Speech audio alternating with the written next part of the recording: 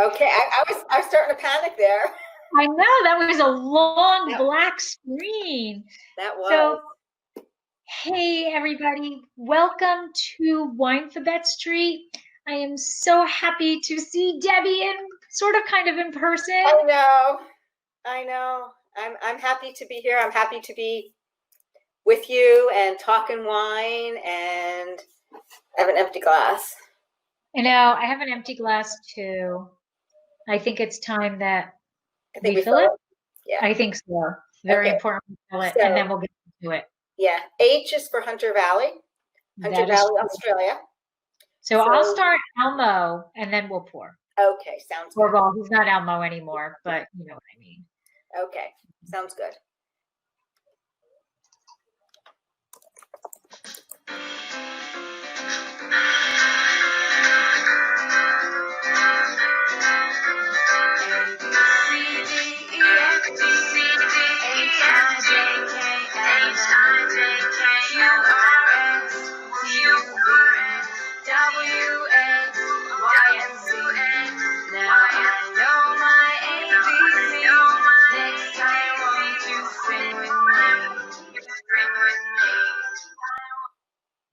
All right. So happy Winephabet Street.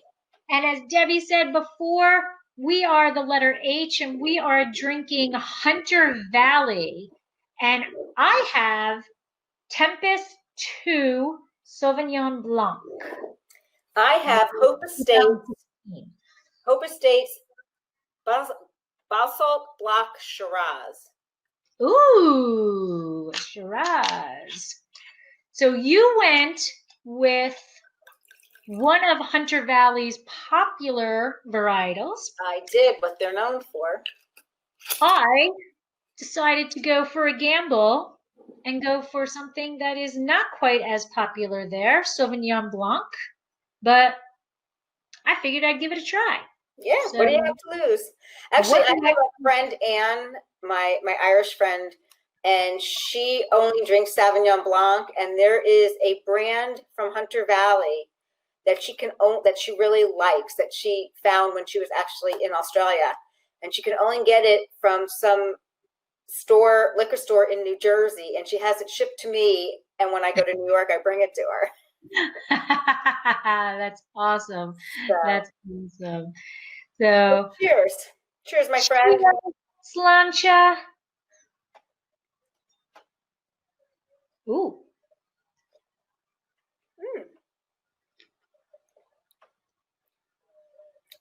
Nice. Actually, it is very nice. That's pretty golden, unless it's the lighting. It's pretty gold. Yeah. It's pretty gold. I have to tell you, when I came up to my office to go and open the bottle, I thought at 7:30, I said, I better open this and let it air, and then realized it was a screw top. So I'm like, okay, this is easy. Yeah, nice and easy. Mine was a screw top also. It's actually very nice. It's got, I'm such the acid head. It's got a lot of acidity. It's got the grapefruit and tropical, but it is not the Kim Crawford in your face grapefruit. So, I mean, I know people badmouth Kim Crawford. I actually like Kim Crawford. And by the way, we discovered Kirkland Sauvignon Blanc. Okay, yep, I think I've had that. It's $5 a bottle. Oh, really? I'm telling you, it's pretty much Kim Crawford Sauvignon Blanc. Could be his excess. Yeah. It could be his excess. Now, this is very nice. It's plum. It's got a little bit of spice to it. It's not as heavy as I thought, because I'm thinking more Syrah from like California. But this is, I mean, it's very enjoyable. It's really nice. Yeah. Now, I'm trying to remember. I actually had to order mine because thanks to COVID, our liquor store is closed. Total Wine is closed, so I had to order it online, and I think it was $12.99. So not so bad, but then when you add the shipping, it's like $15. But I'm pretty sure I'd be able to get this at a Total Wine or something like that. Yeah, well, I have a story I was telling you before we went on. So I ordered this. I started looking for Hunter Valley both in Jersey and in New York back in March. And I wasn't having much luck, and I knew I was going back to New York, so I figured I'd just go purchase it. I'd go to couple other liquor stores. Well, that never happened because of COVID. So about end of April 24th, I ordered this from Wine Chateau that's located in Jersey. They have 3 stores up towards New York City. And I thought, okay, no problem. And I ordered it and thinking it'll be here in a week, if that. I got it today. I was like freaking out last week. I called them, but long story short, and I can't remember how much this was, but it was under $20. Nice. And Karen, oh my gosh, your Malbec from the Hunter Valley was $6.99. That's Oh, she's saying Costco's Malbec is $6.99 from Great Argentina. Not the Malbec she's drinking. Yeah, we did. We've been exploring all of the Kirkland, all of the Kirkland wines to see which are good ones and which are not so much. So far, of the Kirkland, we like the Sauvignon Blanc. The Merlot was okay, but that was $4.99. So literally, how can you not drink it? If it's good enough that you're not going to throw it down the sink for $4.99. And then we did a Ravenswood Zinfandel, the old vine Zin from Ravenswood. Their bulk wine was $5. So we've gotten it. We're drinking way more now that we're in quarantine, and we can't afford to keep opening the really good wines. Our Saturdays and Sundays are including 2 bottles now, and it's like a bottle of nothing. We've been up to 2 bottles almost every night. Like you have the one bottle that you drink at 5, you open at 5 o'clock, and then it's time to eat dinner at 7, and you're done with that 5 o'clock wine. Yeah. So the past couple nights has only been one bottle. So we tend to do one bottle on weekdays, but 2 on weekends. And I taught my husband how to play cribbage. So he's becoming the master of the game. He doesn't win very much, but love the game. Love the game. So maybe we should start and introduce ourselves. We're like 10 minutes in and we haven't introduced ourselves I know. yet. Here we just started talking. It's so great just to be in each other's company. I'm Debbie Gioquindo. I'm the Hudson Valley Wine Goddess. I'm a wine blogger, a wine writer. I'm a certified specialist of wine, a wine location specialist in Port and Champagne. I own a restaurant in Stone Harbor, New Jersey called Kitchen 330. And I'm the author of a book called Tapping the Hudson Valley. All that wine I'm drinking. Tapping the Hudson Valley, and that's available on Amazon. And I am Lori Budd. My husband Michael and I own Dracena Wines, an artisanal winery in Paso Robles, specializing in Cabernet Franc. I can announce it, we finally have a bottling date for our rosé that has been held by this COVID. So we are bottling on Wednesday, and we are shipping those babies out to everybody very quickly with a note of please let rest for a while. We are in bottle shock and transportation shock. But so we are excited that we are finally bottling our rosé. We are contracted this year for a Chenin Blanc. I also write under the name Exploring the Wine Glass, along with the podcast Exploring the Wine Glass. And I am a WSET Level 2 with distinction graduate of the UC Davis winemaking program, and now Som Service certified. So as I have been quarantined, I decided to do a little bit more. So I took a Som class. So now I am Som Service certified. Woo! Yes. Right. So shall we get into the Hunter Valley? We shall. Shall you start? Yes. Well, I have history. It should be there, right? Yes, it is. I just had to find the correct. Ooh, they look like they're in order even.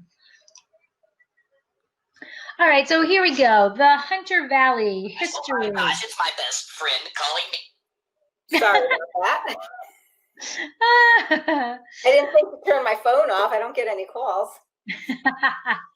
All right, so the history of the Hunter Valley. So the Hunter Valley is located in the state of New South Wales. It has been inhabited by the people of the hills and plains. That is what they go by in long term, but they are known as the Wanarua. There are actually two sets of separate, distinct tribes of the Wanarua. The Warimi live in the northeastern shores, while the Awapkal live in the southeastern shores. And they do not call the Hunter Valley. They call it the Kokwon. There are a bunch of Wananora's tribal stories, and they are so sad. I was like looking them up, and they were absolutely so sad. And I'm hoping this works. I'm hoping. And I don't think it's going to work. Oh, it's not going to work. So I had a video of one of the stories, and it's a cartoon story. And what it is it's this woman and this man who is in love, and he gets called off to war. And once he leaves, she feels, she can feel him as he's there. And during the war, he actually gets killed. And in the cartoon, keep in mind, it is a cartoon. In the cartoon, he gets a spear through the stomach, and he falls over dead. And at that moment, she can feel her heart break, and she begins to cry, and her tears turn into a fire, and the mountain they're on goes up in flames. That's the story. Goodness. That's the story. Wow. There's another story of somebody who is picking fruit by the water, and she goes to the water, and the one woman tells her to leave alone, and she goes back, and now she's looking for somebody else, and this water monster comes out and jumps out of the water and eats her. They're like, these are the saddest stories. I hope these aren't like nursery rhymes, because all of the kids of the Wanarua tribe, they must have nightmares if this is the stories they get told. But they look very happy in this picture. So I'm sorry the little video didn't work, because it really was an intriguing cartoon. Anyway, the Europeans discovered the Hunter River in 1797 after a group of convicts escaped, and Lieutenant John Shortland was sent on a mission to find them. So how cool is that to have a stamp, with your image on it? The river was used to transport timber and coal by way of the steamships until about 1820, when John Howe actually discovered a land route that can get them between Windsor and Singleton. So this road is now known as the Putty Road. And it kind of cracked me up, because it's the Putty Road. So I was thinking of the Ohio State University, but this is what happens to my brain in quarantine. I start thinking stupid things. The road was named after John Hunter, and the captain who was the captain of the HMS Sirius. The HMS Sirius was the flagship of the First Fleet, which was set out from Portsmouth, England in 1787 to establish the first European colony in New South Wales, Australia. And in 1790, the ship was wrecked on a reef just southeast of Kingston Pier in Slaughter Bay. And so this is where the name of that road came from. Now, because of this region had such valuable resources, remember the timber and the coal, once that development of the road came about, the settlers came in like droves. So the settlements became very intensified, and there were two main areas of this region that were developed, the Cessnock and the Wallumbie. And the Wallumbie really became the center of trade for the area. So that's where all of the commercial and administrative buildings were built at the time. And the area remained active until the decline of the area in about 1870. But these buildings were all built by convicts, and several of them still actually stand, and some are used for other meanings now. One of the main ones is the Mula Villa, and this is a two-story Georgian house that was, like I said, convict built. And it took them 1 year to build this house. So like they do better back then than they do now. When we built our house, it took like over almost 2 years to build our house. So in 1840 to 41 for David Dunlop, who was the first magistrate of the police district of that district. And that original house is still standing, and it was made out of solid sandstone. The next one, which I have a picture of, this is the Willamby Courthouse. And the Willamby Courthouse is actually listed as a historic site, and it was constructed in 1866, and it is now the site of a museum. Another main site that's still up is the St. Michael's Catholic Church, and this is the one of Australia's oldest mainland Catholic churches. On September 30th of 1840, Reverend John Bede Paulding was the first Catholic bishop of Sydney. He laid the foundation stone on land that was bought for £5. £5 bought them all of the property. Yep. But then it was probably a lot of money. I'm sure. So this is near Coonan's Bridge and on the Willamby Brook. And from 1843, the services were held in the church, and it was built again with all sandstone. And following the Great Flood of 1893, the church was dismantled, but they dismantled it stone by stone, and then they rebuilt it on what's now its present site, which is between the old post office and the forge. So how cool is that? Like the building was ruined, but they actually stone by stone took it and then rebuilt it in another location. And the last one that is still standing is St. John's Anglican Church. And this was designed by one of the last great church architects in Australia named Edmund Blackett. St. John is also built of sandstone, and it is still used today. And all of these images and all the information was on HunterValleyVisitorCenter.com. So in terms of wine, the history of the Hunter Valley goes very back into history. George Wyndham, William Kellman, and James King are considered the original pioneers of winemaking in the valley. In 1823, which was really just 3 years after John Howe discovered the land route, they already had 20 acres of vineyards planted along the northern bank. Today, this area is now known as Dalwood, and it is between Singleton and Maitland. Now, here's the history or the family relationship that goes on. It's a little twisted, but it's kind of a little, it's like a little web, but it's kind of interesting. James Busby was responsible for bringing 500 vine cuttings to Hunter Valley from private plantings in Europe and South Africa.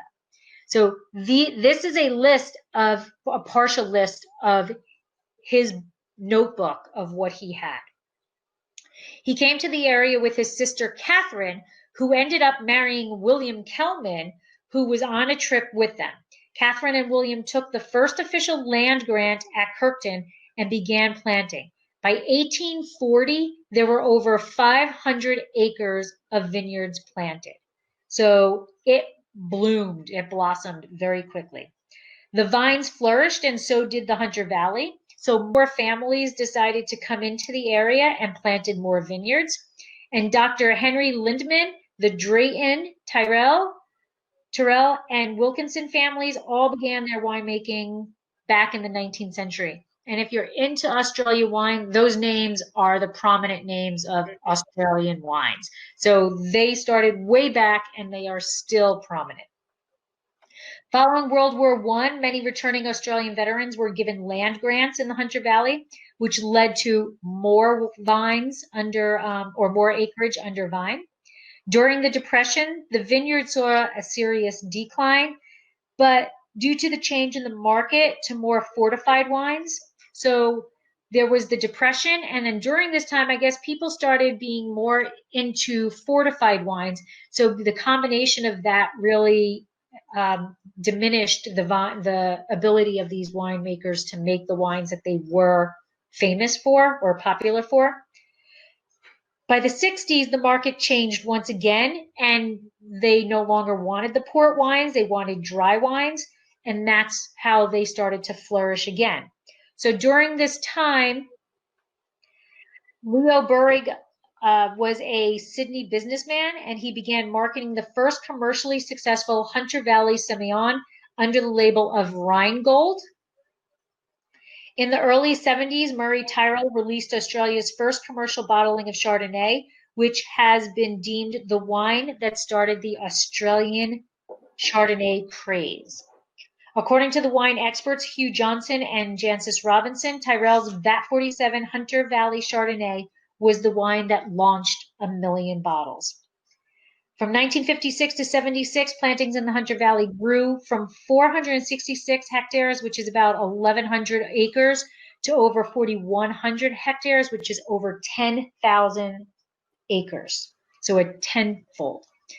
And after Australian wine bloom in the 1990s, there are now about 11,000 acres or 4,600 hectares. Today in the Hunter Valley, there are approximately 120 wineries, and most of them fall under what is considered a boutique winery status. Semillon is the widely considered the iconic wine of the region, but is not the most planted. In terms of plantings, the most widely planted grape varieties in descending order: Chardonnay, then Semillon, and Verdelho, which I didn't even know there was Verdelho from there, so I'm pretty excited about that. And then for the reds, it's Shiraz, Cabernet Sauvignon, and then Merlot.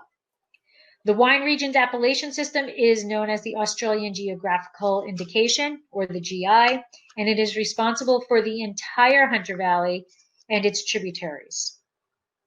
The Hunter region includes everything except Newcastle and the nearby coastal areas, as well as some national parks in the Mudgee Shire. That is the history. And now I'm going to drink. You do that. And I'll switch over to the characteristics of the Hunter Valley. Let's see here.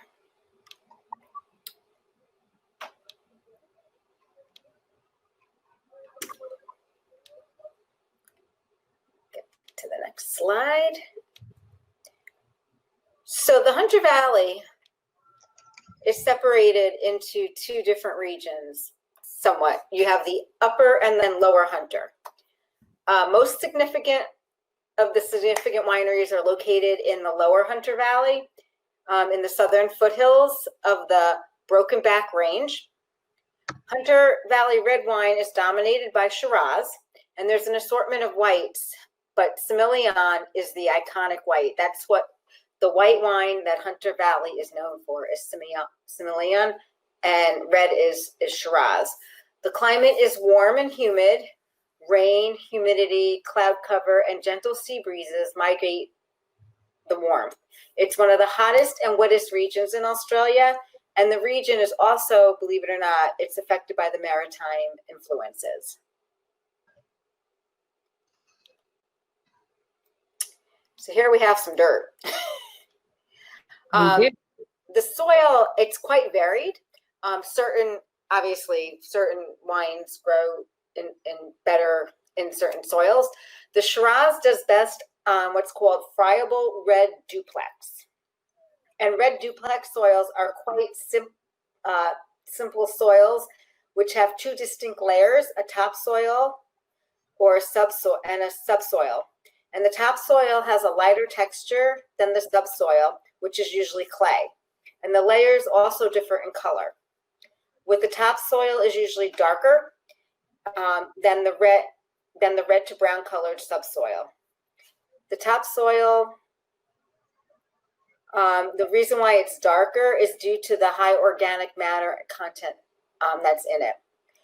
In some cases, there is a bleached zone in the topsoil, which is called A2-horizon. And then there's also loam soils. The Semillon does best on the flats of the Hunter Valley, which are ancient river beds, and they have pale and sandy alluvial soils. So it's all about the soils, and it's all about where the actual grapes grow.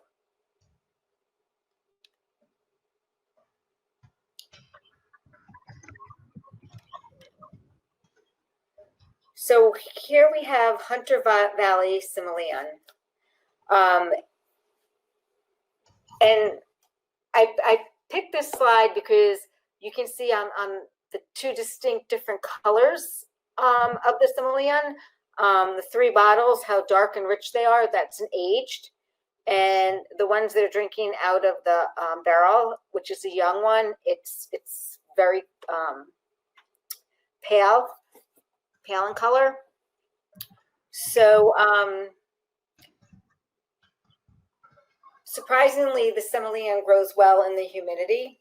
When you drink it young, it's zesty, it's crisp, and as it ages, it turns deep golden color, and it has a nutty honey and straw scent to it. Semillon is usually picked when the bricks are low, so they get around 10 to 11% alcohol. It's crushed with minimal skin and seed extract, and it's fermented cold in stainless steel and then bottled.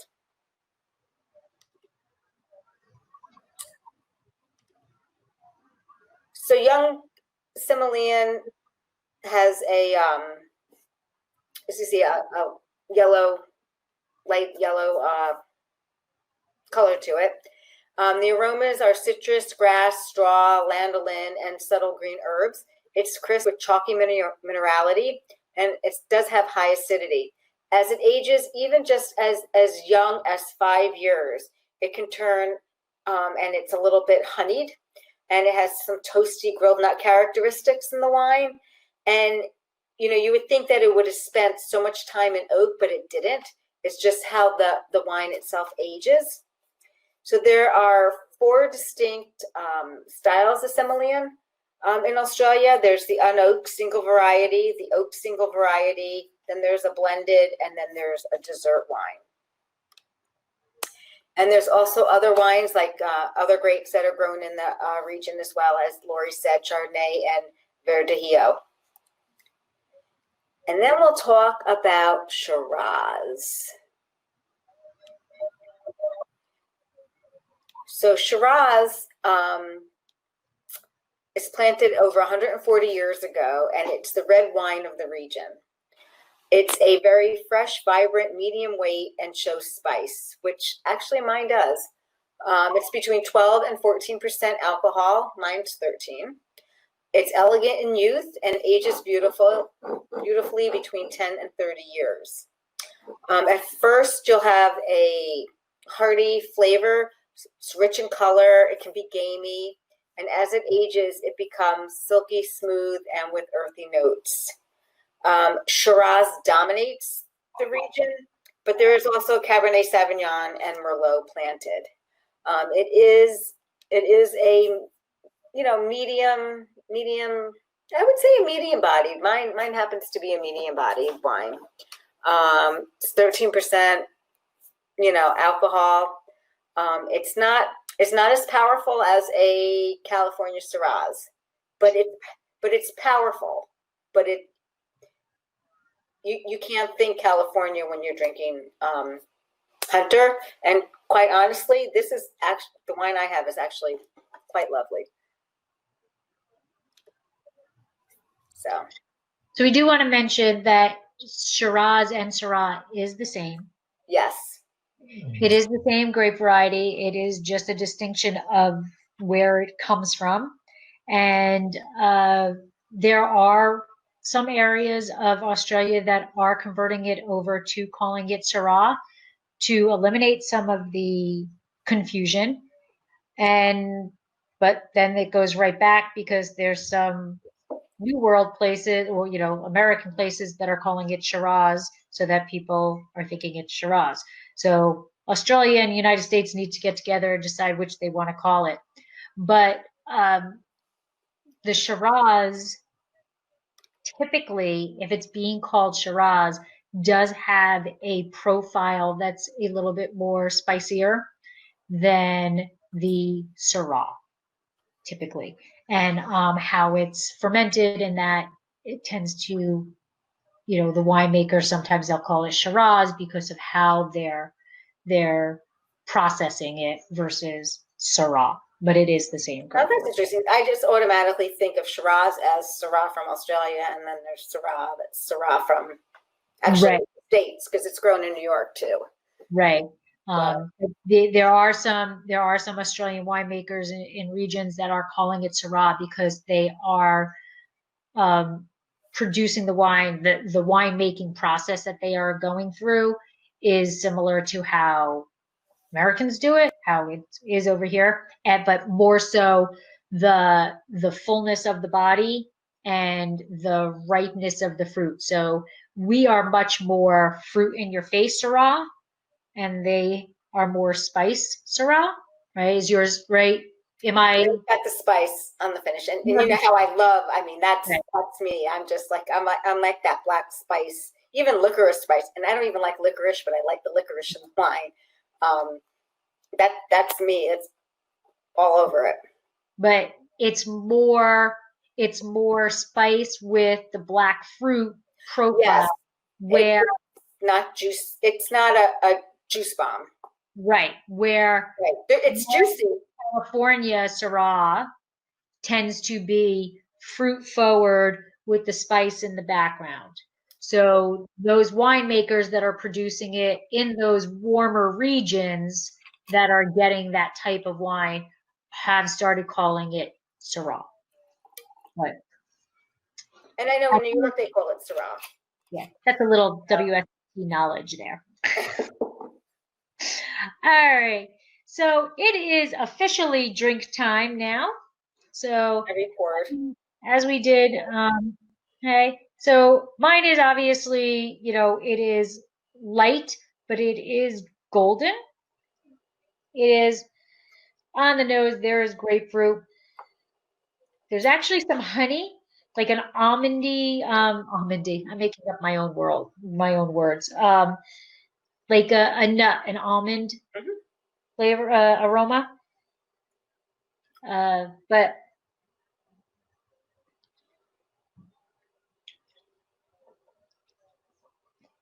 on the palate, wow. I mean, it's dry. Obviously, it's dry. It's high acidity. As I salivate, it is not light bodied. It is more of a, I wouldn't exactly go to the 2% milk, maybe a 1% milk level. So it's kind of like medium minus or light plus bodied. And on the flavors, I have to say the aromas, and I think this is very typical of a Sauvignon Blanc, at least my experience. Sauvignon Blancs to me are very aromatic. So when you take it, you get these pronounced aromas, but the flavors are muted compared to the level of aromatics. Do you agree with that? Yeah, I agree with that. It's kind of like the same thing, a Gewürztraminer. You put that up to your nose and it's floral. Yeah. It's all of this, and the flavors are there. It's not bad flavors. The flavors are there, but the intensity level is lower. So where I would say this wine is pronounced aromas, I'm going to say it's medium flavors, and it's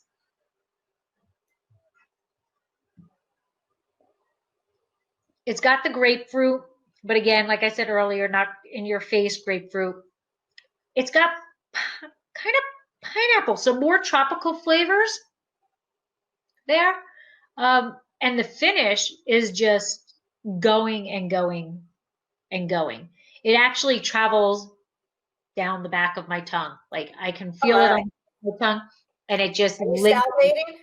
Yes. Oh, the acidity is, my sides of my tongue are like wah. But the finish just lingers on the back of your tongue. And this is really a beautiful wine and very good by itself. but I can see a whole slew of food that can go with it. So let me get into the winery itself. It's at the bottom. Hold on, thank you. Okay, so the winery itself is Tempus 2, and this is directly from their website. Okay, directly from their website. What a cool place. Yeah, right? I love it. Very modernistic. So Tempus 2 is backed by 4 generations of winemaking heritage, and they pride themselves on being the cutting edge Australian winery, but they like to do things just a bit different from their website. From its spiritual home in the Hunter Valley, Australia's oldest wine region, Tempus 2 sources its fruit from Australia's premium vineyard regions to craft wines with both substance and style. That's their view. Not too shabby, if you ask me. So, according to them, their approach is very simple. We only deal with the best regions and the best varieties. The winery itself pays homage to the Australian varieties and styles by growing vines in the unique Australian regions. In addition to the Hunter Valley, they have vineyards in the Barossa Valley, the Langhorne Creek, and Adelaide Hills. Tempus 2 was founded in 1997 by one of the most iconic and revered wine families, the McGuigans, whose winemaking history dates back 4 generations to 1860. Their wines is a force in the international wine world, recently being crowned International Winemaker of the Year at the 2016 International Wine and Spirits Competition in London. I love their label. The Tempus 2 logo takes its inspiration from the poplar tree that lines the driveway to the original Hermitage Road Winery. Today, they've lined the cellar door driveway with poplar trees to celebrate their beginnings. All right, I'm not gonna lie. So the gentlemen that are watching this right now, you can just like put your do the la la la la la. That is one mighty fine looking man right there. That is a nice looking winemaker. That is a very nice winemaker.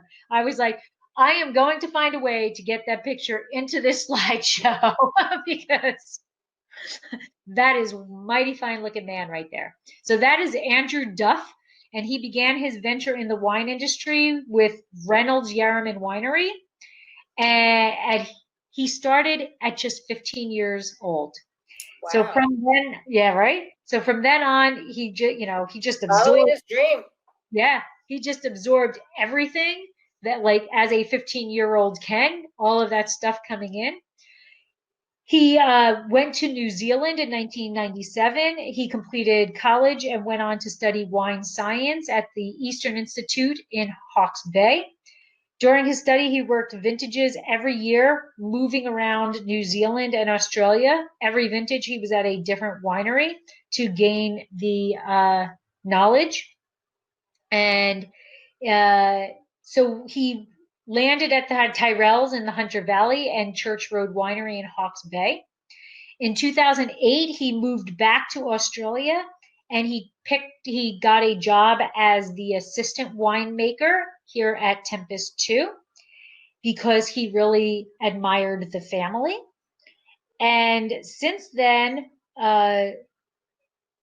he has been promoted to lead winemaker or head winemaker. And I'm just going to say I did do a little, looking around, and there's nothing that says that man is married. So, the fruit from for their wines is sourced from premium vineyards within the Adelaide region of South Australia and obviously the Hunter Valley. Their goal is to create fresh, crisp styles. And this wine, they say, has gooseberry and herbaceous characteristics along with the tropical fruit. I have said the tropical fruit. And there is a very slight hint of green. I am not a fan of green in wine. But I think Sauvignon Blanc has to have a little, similar to how I'm not a fan of bell pepper in Cab Franc, Yeah, but I know Cab Franc has to have a hint of bell pepper because that's what makes Cab Franc Cab Franc. So the green herbaceousness, this is like good to me because it's there, but it's not in your face. It lets you know if you were blind tasting this that it was Sauvignon Blanc. They say gooseberry, which is a very common character within Sauvignon Blanc. I have no idea what a real gooseberry tastes like, so I can't say whether it's gooseberry or not. But that is Tempus 2. Okay, so I have this Hope Shiraz. It's a 2017 Basalt Block Shiraz from the Hunter Valley. And I have to say, when I went to the website to do my research, there really wasn't much on Hope Estate. It's as far as the research goes. So I actually emailed them, and I got a nice email back. Very nice and very rare. Yeah, exactly. Right. I was shocked because I wasn't quite sure what. Oh shoot! I just opened up something I shouldn't have. But I was glad, and they were going to try and maybe tune in. So I probably shouldn't have started the slide presentation yet. I probably should talk about the wine. So there's some red and black fruit going on, and there's like a hint of black spice. I was taking notes before when you were doing your presentation. And plum, cherry, red fruit, some black fruit, and then in the very back end, there's like that hint of black pepper spice and maybe some vanilla that kind of I don't want to say burns your nose, but you know how it gets up there.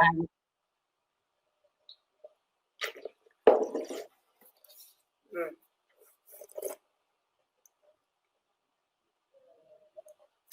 It's juicy, but not fruit forward juicy. It's just like you're biting into a plum, a fresh, ripe plum as you bite into it, and it just, the juices just fall down your arm. That's, Freshly picked one. I'm sorry, what? Freshly picked one. Yes. It's got a lot of red fruit, juicy, and towards the finish of it, it's got this hint of the black spice. So now I'll go into the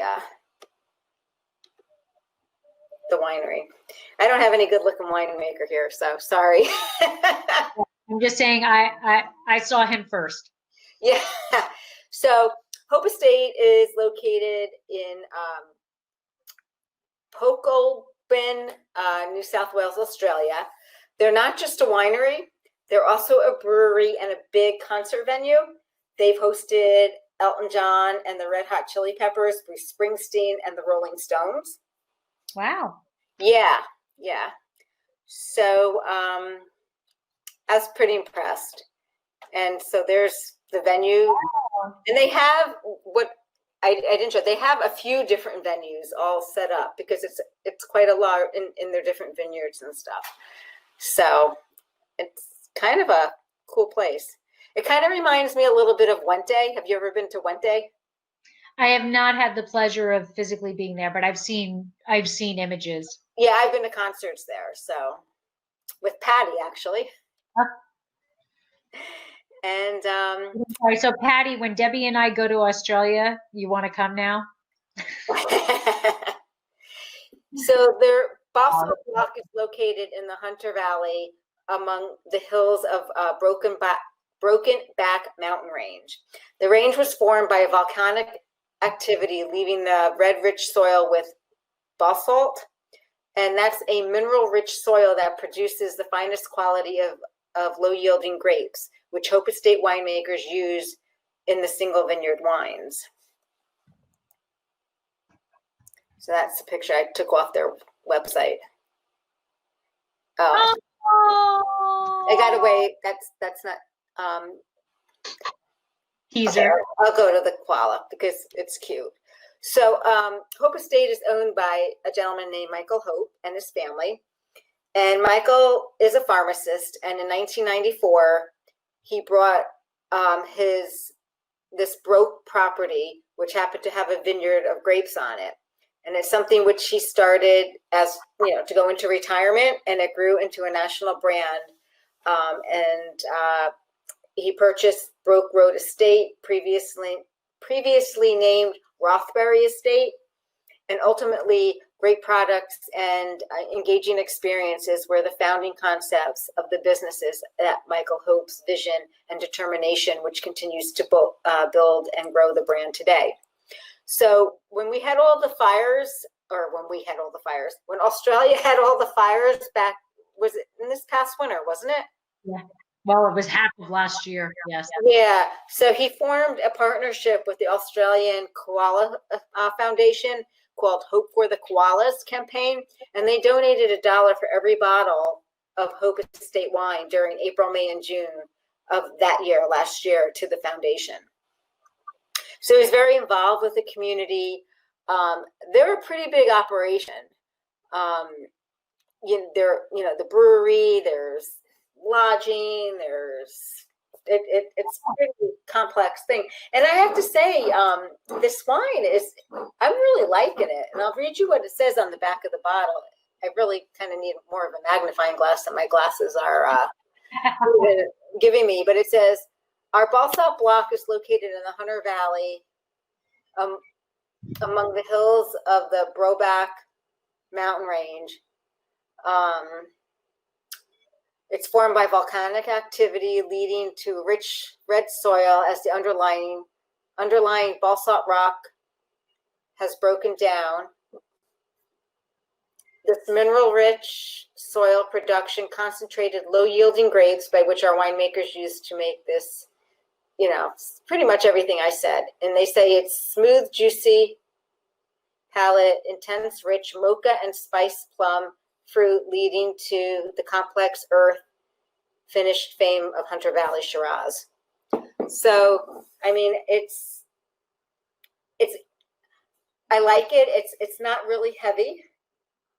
I would drink this in the summer as a red wine. I can't drink really heavy red wines in the summer. This is perfect. This is perfect for the barbecue. You said it was 14% alcohol? 13. 13%. That's a bottle without even thinking about it. Yeah. And that, typically that's a summer red too, Yeah, it's yeah. Mine is 12.5. So that's going to be gone before Mike even gets home. This is very easy drinking. It's just delightful. I'm really enjoying it. And yeah. the spice, the juicy plum really shows on it. Like the little bit of pepper that's on it. It's just, I'd have it with my barbecue over the weekend. This is getting more and more tropical as it warms up a bit, because it was in the refrigerator and I took it out at 4:30. So I had a half an hour, but now it's sitting, in the glass warming up, and it's becoming more tropical. There's like kiwi, there's nice. And there's more the honeysuckle, not like, there you go. Not deep honey. Mm-hmm. Honeysuckle is there. Like I could like just keep sniffing, it's a nice wine. It's a nice wine. And I will look to see if it's available at the stores once we, come out of all of this. I see a lot of hope. When I was looking for Hunter Valley, there was Hope Estate and there was another brand, and I can't remember. And I just kind of like the label on Hope Estate. Yeah. It's kind of maybe because right now we all want hope too. So I was kind of drawn to it. It's kind of interesting because it's a little similar to the Hope wines here in Paso. Oh, it really? Yeah. And yeah. it is turning my teeth purple. It is? It Yeah, is. see, that's a sign of a good Shiraz there, right Yeah. there. All right. So we are up to food pairings. Now, I went a different route for this. So typically when we are doing Winephabet Street, we have a grape variety. And the food pairings are for that grape. But the fact that this is a region, I had two options. I could go for my Sauvignon Blanc and pair all of, gives multiple things. But I thought it would be more beneficial to learn about the region if I did a food pairing for each of its popular varietals. So that is what I did. So instead of having all of the same pairings for a specific varietal, I went to different varietals and gave a suggestion for each of their most famous varietals. So first up, their number one varietal, and I went in growing, or popularity, I guess, Semillon. So Semillon is an amazing grape, in my opinion, because it can handle that so difficult dang asparagus. And I love asparagus.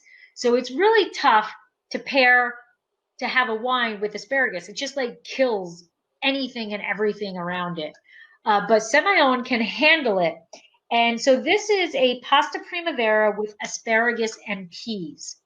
And that right there is heaven to me. Like asparagus, peas, pasta, that's heaven to me. So next up that they're popular for is their Chardonnay. So again, I don't know if I leaned towards more at the beginning. I leaned towards more vegetarian dishes, and then you'll see halfway through I was like, uh-oh, I gotta give those meat eaters something to pair this with. But so Chardonnay is risotto and seasonal vegetables, and again you can see that there's asparagus in there. So risotto, asparagus, red bell pepper, that just it's I can feel it. Now, Verdejo, which I didn't even know they grew there, um, this is an Asian chili garlic with prawns. So the Verdejo, if you don't know about Verdejo, it can handle those spicy dishes. So this is a fantastic choice in a varietal for you if you like the spicy dishes, but you might not like the Riesling that have that petrol so much. So Verdejo. On to the reds. Well, so now we're bringing in the meats. So there's Shiraz. This is barbecued Texas beef brisket. For Cabernet Sauvignon, just a nice basic meatloaf. Okay. So their Cabernet Sauvignons, I get the impression that they might be a little less tannic than as big as those Napa cabs we have. So you've got, as Debbie was talking about, you can't think of Australian Shiraz and California Syrah. You have to have a different mindset. I think you have to have that same different mindset with with Cabernet Sauvignon from the Hunter Valley. Merlot, this is lamb burgers. Now, this is, I think, Merlot and lamb, not that I would ever eat lamb, but Merlot and lamb tend to go hand in hand. And last, I did do a pairing for the Tempus 2 Sauvignon Blanc and grilled fish tacos, which is just a classic pairing for Sauvignon Blanc. So those are my food pairings. Very nice. I think this Shiraz might go good with the lamb. Yeah, because it's lighter, right? Yeah. Mm-hmm. Yeah. So that leaves me to do the facts. Some fast and fun facts.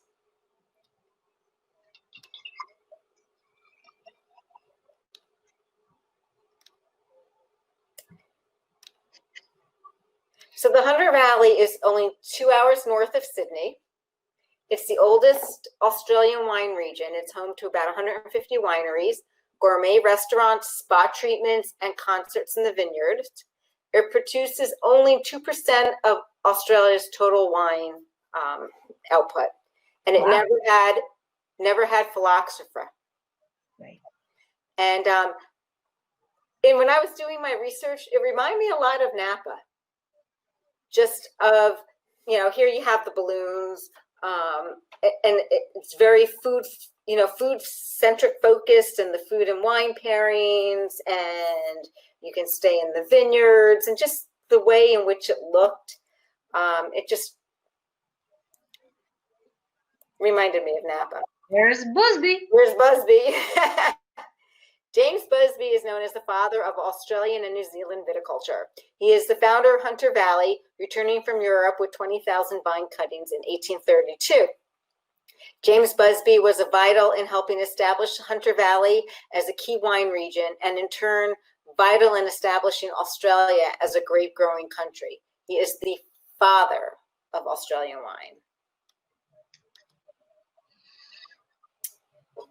So here we're going to talk about Keith Turlock wines. He is the Hunter Valley's first certified carbon neutral and second in the country as organic and biodynamic. The winery and wines are certified under the Australian government's Climate Active program. This means that their business and their wine create zero net emissions from grapes to glass. And they've achieved this through a range of sustainability initiatives, which include they constructed a 65 kilowatt solar array, providing a vast majority of their power. They changed their waste mix to maximize paper, cardboard, aluminum, and plastic recycling. They limited use of plastics, and they changed to biodegradable and recyclable alternatives. They changed all lighting to LED.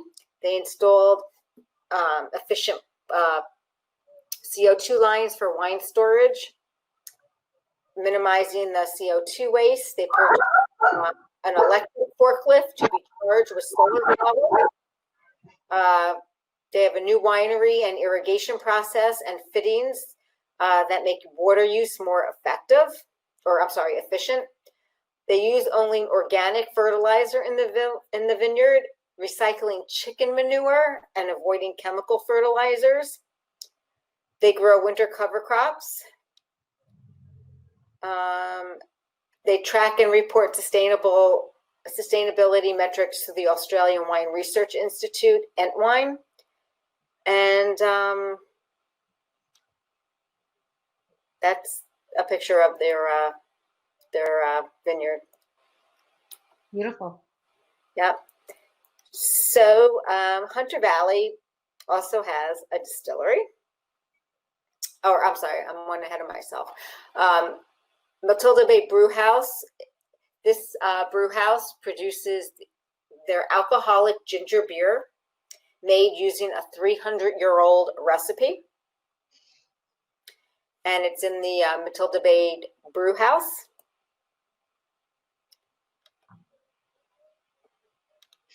And then we have the Hunter Valley Distillery.